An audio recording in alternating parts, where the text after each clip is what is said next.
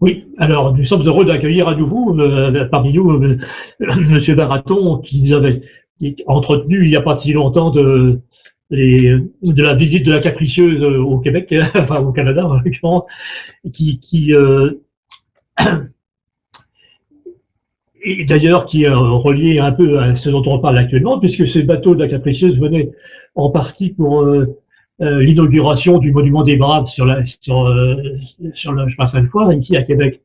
Donc ce n'est pas hors norme du tout de faire le lien. Moi, ce que je note tout de suite, c'est après, ce sera à vous qui de prendre la suite, mais ce que je note quand on commémore la bataille de Sainte-Foy, c'est surtout le côté, à contrario par rapport à la bataille des Plaines, si vous voulez. Hein. Le côté, la bataille des Plaines, il y a toujours un côté de ah, nous avons perdu, nous sommes dominés, on est né pour un petit pas, enfin, toutes ces genres de remarques qu'on entend souvent, qui servent des prétextes à ne pas faire grand chose finalement. Alors que la conclusion que moi je tirerais plutôt au contraire de cette comparaison entre la bataille des Plaines et la bataille de Sainte-Foy, c'est non, la bataille des Plaines ne fut pas la fin de la Nouvelle-France. Le chevalier de Lévis l'a prouvé le 28 avril 1760. Donc bien sûr, on pourrait argumenter là-dessus, mais mentalement, c'est important de faire ce lien. Il y a un côté légendaire dans la question, c'est sûr, mais l'histoire est faite en fin de compte d'une élaboration de légendes successives. Et c'est ça qui motive les peuples finalement. Alors après, j'aurais peut-être d'autres choses à dire par la suite, mais là, pour l'instant, c'était un peu mon chapeau, si vous voulez, pour l'instant. Et on peut aussi dire quand même également que c'est pas aujourd'hui par hasard, puisque c'est la date de anniversaire de la bataille de Sainte-Foy. Bon. Alors, je vous passe la parole, vous voir vous-même comment vous voyez un peu le dossier de la bataille des Sainte-Foy de façon philosophique, si je puis dire un peu là. Eh ben, merci à vous. Très beau lien avec la visite de la Capricieuse et le monument. C'est vrai que j'avais pas repensé, mais il y a un lien direct avec la bataille de Sainte-Foy, étant donné qu'il y avait Belvez, le commandant Belvez, qui était à l'inauguration avec des Hurons. Il y avait des Hurons, des représentants britanniques, etc. C'est vrai qu'il y a un lien. Oui, c'est assez curieux, mais nous avons de la suite dans les idées. Oui, c'est clair. Il y a vraiment une logique d'ensemble. Alors, si on en revient en 1760. Il faut se remettre un peu dans l'ambiance de cette fin de la guerre de conquête. Au fond, la guerre, elle dure depuis très longtemps pour la Nouvelle-France. Elle dure presque sans interruption depuis 1744. On l'oublie un peu, mais avant la guerre de conquête ou guerre franco-indienne ou guerre de 7 ans, selon comment on veut l'appeler, il y avait eu la guerre de succession d'Autriche qui avait duré de 44 à 48. Et en fait, entre 48 et 54, il n'y a jamais eu de vraie paix complète en Amérique du Nord. Il y a eu des affrontements très vite aux frontières de l'Acadie, de l'Ohio, etc. Et donc, ça fait des années, quand on est en 1759-1760, que la Nouvelle-France est en guerre, en état de guerre. C'est l'activité normale presque. Tous les hommes entre 15 et 60 ans sont mobilisés périodiquement et de plus en plus au fur et à mesure que ça avance, parce que après 1756, la colonie est plus ou moins sous blocus. Donc, il n'y a plus de renforts qui arrivent de France. Il y a quand même une armée française qui n'est pas négligeable. Il y a 8000 soldats des troupes de terre et 2000 soldats des troupes de marine. Mais progressivement, l'attrition se fait sentir et donc le poids de la guerre repose de plus en plus sur les miliciens canadiens au fur et à mesure que le conflit avance. Et dès 1756, d'ailleurs, Montcalm a des instructions qui lui permettent de recruter des miliciens canadiens dans les troupes professionnelles pour boucher les trous progressivement des troupes. Alors on arrive en 1759, là c'est l'invasion, donc la guerre change de nature pour les Canadiens. Jusque-là, ils allaient faire la guerre à l'extérieur. Ils allaient faire la guerre en Ohio, ils allaient faire des raids en Nouvelle-Angleterre, ils allaient se battre en Acadie, etc. C'était une guerre un peu lointaine. Là, c'est une guerre de plus en plus à domicile. Et le vocabulaire change. Là, il me faut dire un mot de l'idéologie de ces années 1750-1760 dans le monde français. On voit apparaître un nouveau mot dans le vocabulaire français dans ces années-là, c'est le mot patriote, qui est un mot qui vient de l'anglais, qui désigne dans la vie politique anglaise de cette époque-là les partisans de William Pitt, le Premier ministre britannique assez belliciste, partisan des pouvoirs du Parlement, etc. Et le mot patriote est passé en français. Et c'est un historien français qui s'appelle Edmond Zebowski qui a très bien montré que, au fur et à mesure que les défaites s'accumulent durant la guerre de 7 ans, l'opinion publique et le gouvernement Choiseul font mousser ce thème du patriotisme, on se bat pour la patrie, indépendamment du roi presque. Et ça se voit dans les documents de 1759-1760 au Canada. Par exemple, je vais vous citer une lettre de Montcalm qui date de 1758, mais où il a cette phrase qui est quand même assez très étrange. Il parle de bateaux qui servent sur le Saint-Laurent et qu'il a décidé de réquisitionner pour les bénéfices de la défense, alors qu'on est à la veille de l'invasion. Et il dit « Les équipages de tous ces bâtiments pêcheurs serviront utilement sur les lacs et à la défense de Québec. » Et il ajoute « Ce n'est pas au lucre, donc au lucre, au confort, de quelques-uns qu'il faut employer des bras qui appartiennent à la patrie. » Et donc, vous voyez, il y a cette idée de défense de la patrie qui monte dans le... Parce que là, on revient à la politique d'ici, carrément, et d'aujourd'hui, jusqu'à un certain point, c'est quasiment passé le début, disons, d'une espèce de politique québécois, enfin québécois, c'est un peu un anachronisme de parler du québécois en l'occurrence, mais canadienne au sens de l'ancien mot canadien, si vous voulez. Hein. Alors ouais, on peut l'interpréter comme ça, mais dans un contexte où ce thème se développe dans tout l'empire colonial français. Si vous voulez, vous avez des textes un peu sur la patrie qui vont se développer aussi dans les Antilles ou en France métropolitaine au même moment. Tout ça germe simultanément. Et donc, on a ce débarquement de Wolfe au printemps 1759 et qui lance un appel aux Canadiens, où il leur dit en gros, les Canadiens, tassez-vous sur le côté, c'est une affaire entre la France et l'Angleterre, laissez-moi régler ça avec les troupes françaises professionnelles. Il y a vraiment eu cet appel-là lancé par Wolfe, et ensuite il y a plusieurs appels qui viennent, où il les menace et où il dit, bon, en gros, je brûle les baraques dès lors que vous vous ralliez pas, que vous ne devenez pas neutre. Et donc on voit que la population à ce moment-là aurait pu décrocher. Après tout, il débarque avec 9000 hommes, Wolfe. Il n'y a plus une armée de 9000 Français dans la colonie à ce moment-là. Les effectifs sont beaucoup moindres. Donc en fait, sans le soutien de la population, la résistance peut s'effondrer dès 1759. Ça, c'est clair. Et ce qui fait que la résistance française continue, c'est que la population se bat. Et alors, quand on passe des proclamations de Montcalm à la population, on a des choses marrantes. Par exemple, je vais vous lire un autre extrait de document de l'époque. Voilà, alors c'est le journal de Jean-Claude Panet, qui est un bourgeois de Québec et qui raconte le siège jour à jour. Et il parle de ce qui se passe le 1er juillet 1759 où on se barre vers Pointe-Lévis. Les Anglais ont débarqué à Pointe-Lévis pour bombarder Québec. Et donc ce Jean-Claude Panet, il dit « Sur la nouvelle de la descente des Anglais à Beaumont, Monsieur Charret, zélé patriote, demanda à Monsieur le général du Monde pour aller au-devant des Anglais et empêcher leur établissement à Pointe-Lévis. Monsieur Charret, zélé patriote. » Donc vous voyez, on est en 1759. Le mot patriote en France doit avoir pas plus de 4, en langue française n'a pas plus de 4-5 ans d'âge, mais il est déjà appliqué au Québec pour parler de ce sieur Charret, qui est un seigneur qui demande à Montcalm de lui donner des miliciens pour aller lui-même, à la tête de ses miliciens, les libérer Pointe-Lévis. Vous voyez, c'est très intéressant là de ce point de vue. Et ça, c'est quelque chose où le Québec, où la Nouvelle-France anticipe. Parce qu'en France, à l'époque, tout le monde ne se bat pas. L'armée est professionnelle. Mais dans la colonie, l'armée est professionnelle, mais aussi populaire. Et donc, ce thème du patriote qui défend sa patrie, d'une certaine manière, il correspond plus à la réalité de la colonie qu'à la réalité de la métropole où on essaie de développer ce thème patriotique. Donc, c'est marrant de voir que ça prend. Ça prend à cette époque-là. Aussi, je vais vous citer un petit peu plus tard, là on est après la capitulation de Québec, je vous rapproche de la bataille de Sainte-Foy, c'est le journal des Hospitalières de Québec. Les Hospitalières de Québec, donc c'est un ordre religieux dont le siège se trouve dans la ville de Québec, ordre religieux qui s'occupe de soigner les gens. Ils écrivent, voilà, et les sœurs écrivent un journal où elles racontent les événements au jour le jour. Et pour des périodes d'un mois, etc.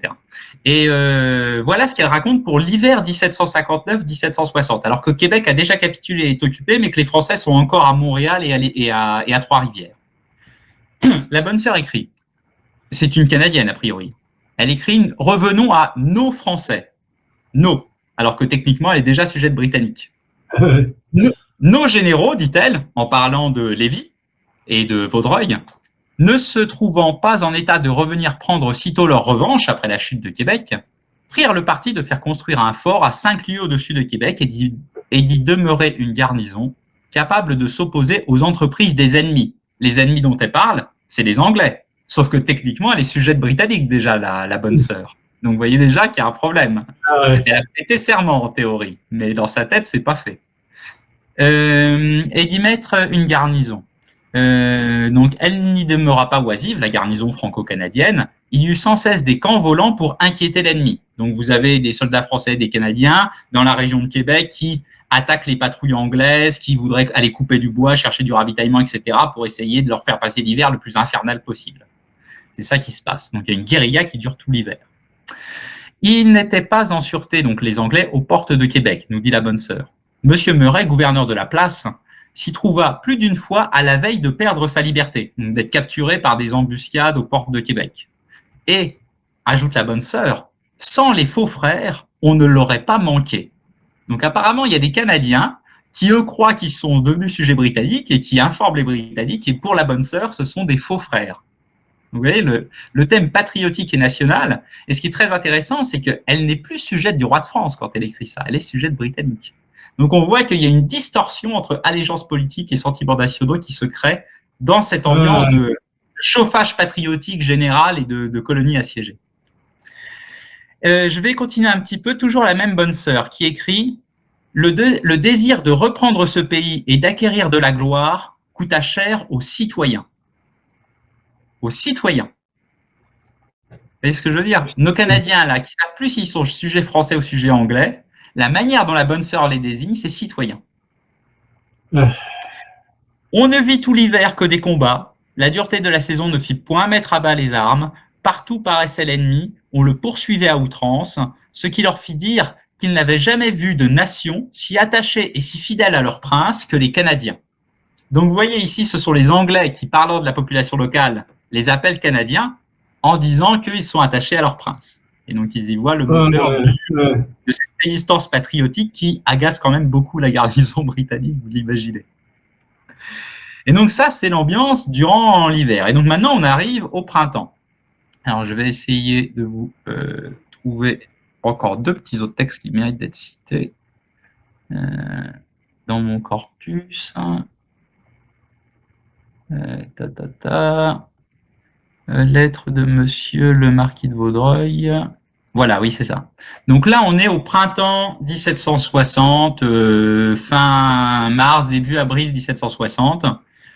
Vaudreuil et le marquis de Lévis sont à Montréal et ils espèrent avoir les moyens de lancer une contre-offensive pour reprendre Québec. C'est ça l'idée. Donc c'est l'offensive qui va nous mener à la bataille de Sainte-Foy. Alors, qu'est-ce qui reste comme troupe à Lévis? Peut-être 4-5 000 soldats français en faisant les fonds de tiroir, mais sachant qu'il y a un risque d'attaque britannique par le sud, par le lac Champlain et par le lac Ontario, donc on ne peut pas trop vider non plus Montréal. Et donc, en fait, il va falloir absolument compter sur des miliciens canadiens. Et Vaudreuil décide de lancer un appel aux miliciens canadiens de la région de Québec. Alors, en théorie, ces miliciens canadiens de la région de Québec, depuis septembre 1759, ils sont hors de la guerre. Ils sont sujets britanniques. Il y a eu la capitulation de Québec. Normalement, ils ne peuvent pas participer. Et on leur lance un appel quand même. Alors, je vous lis quelques extraits de l'appel.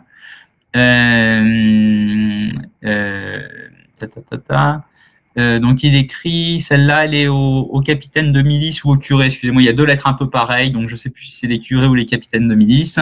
Donc, les malheurs de la guerre ont réduit les Canadiens du gouvernement de Québec et vivement sensibles aux menaces du général Murray, leur a fait par tous les manifestes, ainsi qu'aux vexations exercées sans aucun droit ni aucune raison légitime. Donc là, il justifie le fait qu'il va falloir lancer une révolte dans la région de Québec du fait de l'oppression du régime britannique. Il dit « Le triste état de ces Canadiens, le sentiment de zèle pour le service du roi et leur attachement pour la patrie que je leur ai connue de tout temps n'ont pas pu contribuer à augmenter le dessein et le désir que j'ai toujours eu de reprendre Québec. » Donc, vous voyez, il dit la raison qui motive la contre-offensive, c'est que je sais que les Canadiens de Québec sont attachés à la patrie et il s'agit donc de les libérer contre une occupation étrangère. Donc, vous voyez, là, la notion de patrie, elle est intéressante.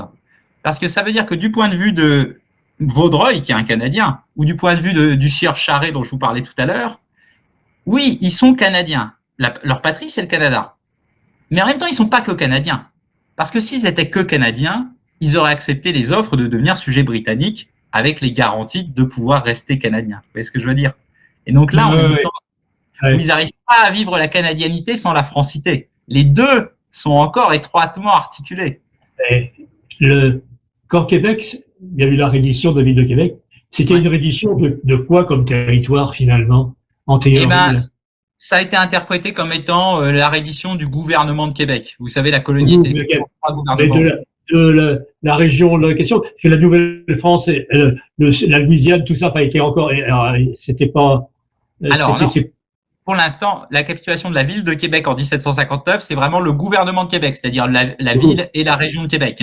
Mais ce n'était pas la capitulation de la Nouvelle-France et ce n'était même pas la capitulation du Canada. C'est ça que je voulais faire préciser. Parce que c'est encore parfois dans les propos des gens, là, il y a des mélanges qui se font là-dessus. Je peux le préciser parce qu'en effet, il y a deux capitulations. Il y a une première qui est signée à Québec en 1759, qui est pour la ville et le gouvernement de Québec, mais la Nouvelle-France continue la guerre.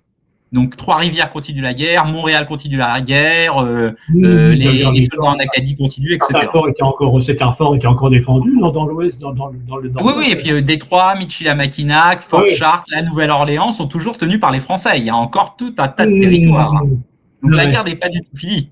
Et elle va continuer encore un moment.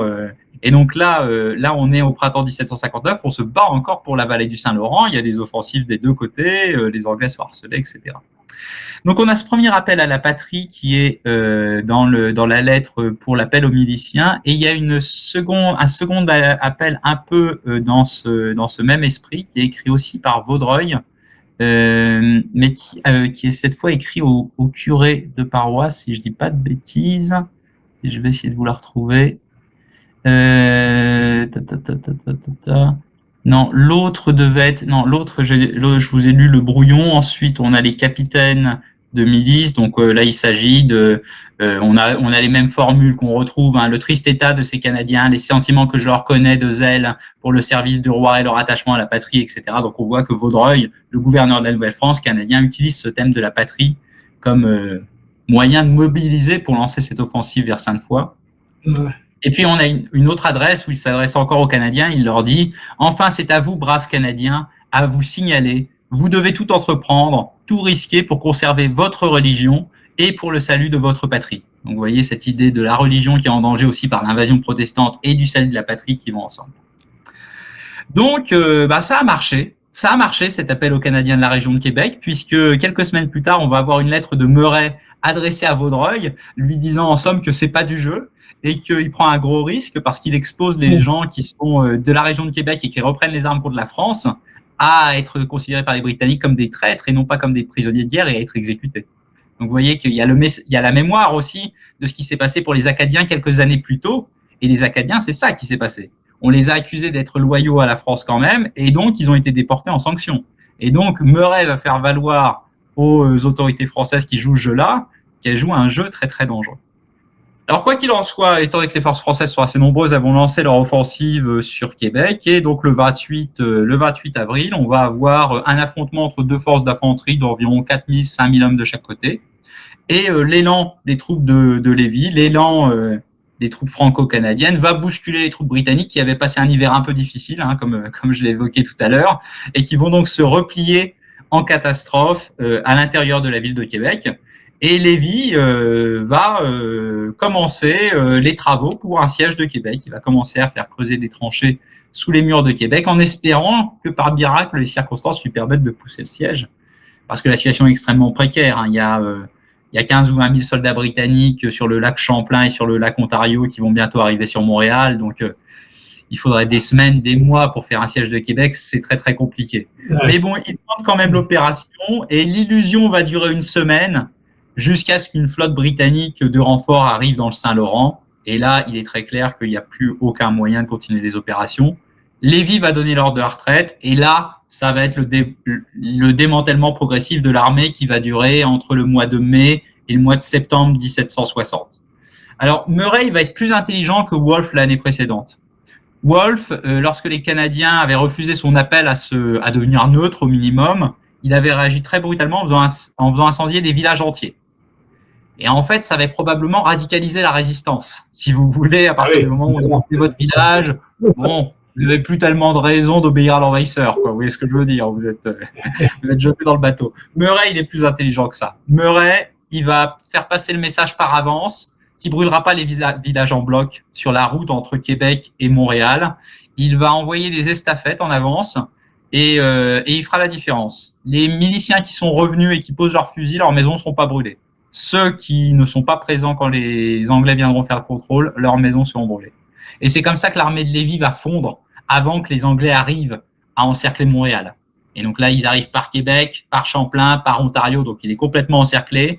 Et cette fois, quasiment tous les miliciens canadiens sont partis parce qu'ils veulent pas perdre leur ferme, etc.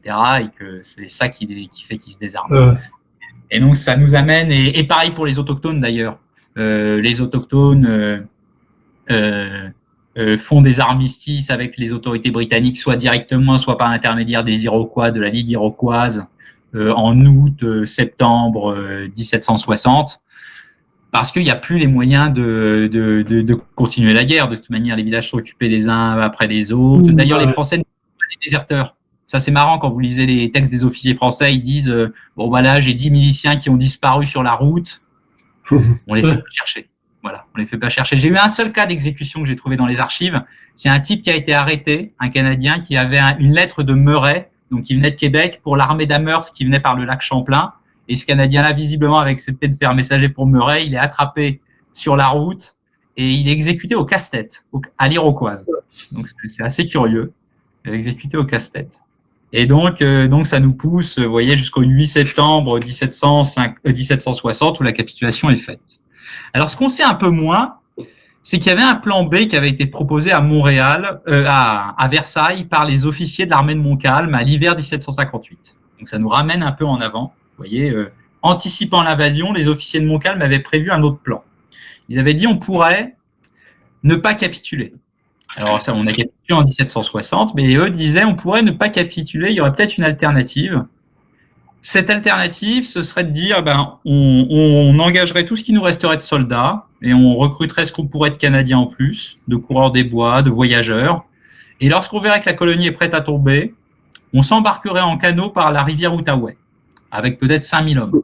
Ensuite, on descendrait par le lac Nisiping, par les Grands Lacs, par le lac Michigan, par la rivière des Illinois. Là, on arriverait au pays des Illinois, on ferait une halte, et puis on descendrait en Louisiane avec nos 4000 hommes pour, à la campagne suivante, attaquer les colonies américaines par le sud, par les Carolines, par la Virginie, pour armer les esclaves, afin de provoquer une espèce de diversion obligeant les Anglais soit à lâcher le Canada, soit, enfin, vous voyez ce que je veux dire, une espèce de stratégie de terre brûlée absolue. Vous voyez ce que je veux dire, de guerre. En fait, c'est quelque chose que l'armée française va faire, mais 30 ans plus tard, au moment des guerres de la Révolution.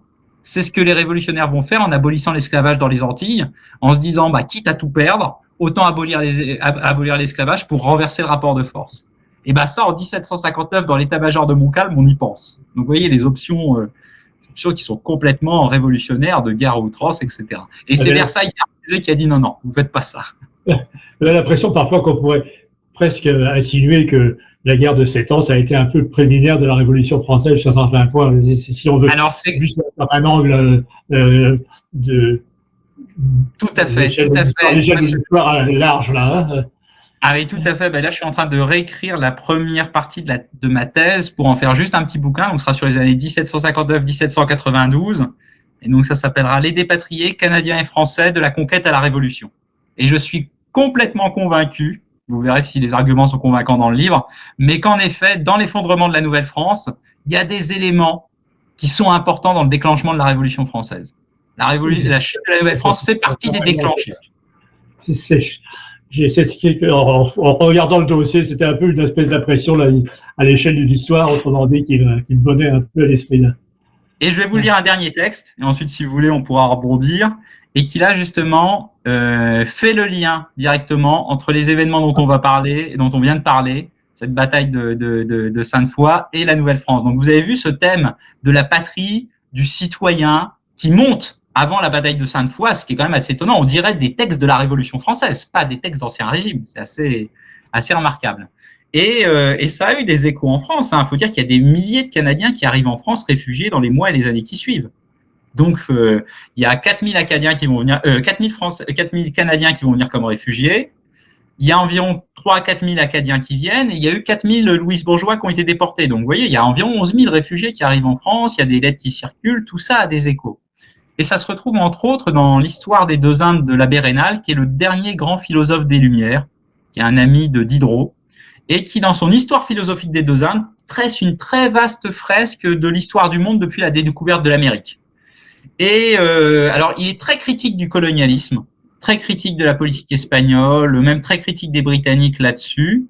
Et mais pour lui, la découverte de l'Amérique a déclenché une série de processus économiques, juridiques, idéologiques. Il est très sensible d'ailleurs à l'effet de la rencontre avec les autochtones d'Amérique du Nord, qu'on appelle les sauvages dans ce vocabulaire. Et il dit même tous les progrès de la philosophie politique de notre temps peuvent peut-être être attribués à notre contact avec les sauvages. Il écrit ça dans l'histoire des deux Indes. Donc, pour vous dire à quel point c'est pas des détails pour cet auteur-là. Et donc, il parle de la chute de la Nouvelle-France. Et donc, il dit ceci. Malgré cette disette affreuse, parce que c'était quasiment la famine, de toute chose, où se trouvait depuis longtemps la colonie, les préparatifs étaient déjà faits. Donc là, il parle du printemps 1760, quand la glace qui couvrait le fleuve venait à se rompre vers le milieu de sa largeur et y ouvrit un petit canal. On fit glisser les bateaux à force de bras. Donc là, il parle de l'armée de Lévis qui se forme à partir de Montréal et qui va descendre jusqu'à Québec. Donc on fit glisser les bateaux à force de bras pour les mettre à l'eau. L'armée, composée de citoyens et de soldats qui ne faisaient qu'un corps, qui n'avait qu'une âme, se précipita dès le 20 avril 1760 dans ce courant du fleuve avec une ardeur inconcevable. Je relis la phrase tellement je la trouve importante.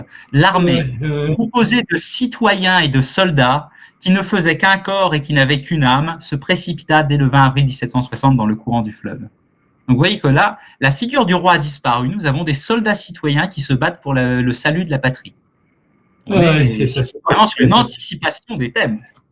Parce que c'est non seulement les faits, mais c'est aussi le vocabulaire, si je puis dire. Hein, la situation permet de faire émerger un vocabulaire nouveau.